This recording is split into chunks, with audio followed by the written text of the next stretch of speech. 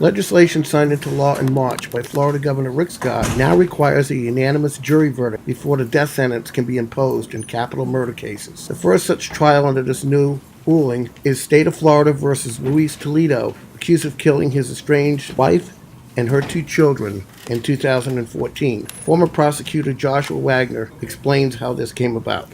Yes, I think it will be much more difficult now. Anytime you have, and it's simple, it's as simple as this. You go out to dinner with a bunch of friends, you're going to go out to dinner, and you say, hey, everybody, where do you want to go to dinner? And you're asking 10 friends, maybe it's 5 couples or 6, I guess it'd be 6 couples, but you'd ask everybody and say, hey, where do you want to go to dinner?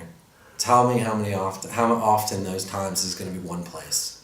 It's difficult. It's difficult for any group of people to decide, especially 12 people to decide where they want to go or what they want to do.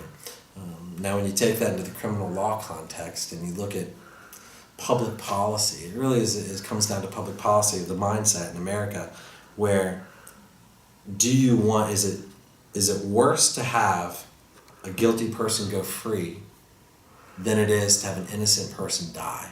Matt Phillips, a public defender who initially represented Toledo, is opposed to the death penalty as a whole, but he says the new ruling at least makes it a level playing field. Now, a jury, besides agreeing unanimously that an individual is guilty of first-degree murder, they must also reach a unanimous verdict, a 12-0 verdict during the penalty phase, in order to recommend that a death penalty sentence be imposed. Prosecutor Wagner sees the ruling as reasonable. I'm not saying you shouldn't have the death penalty.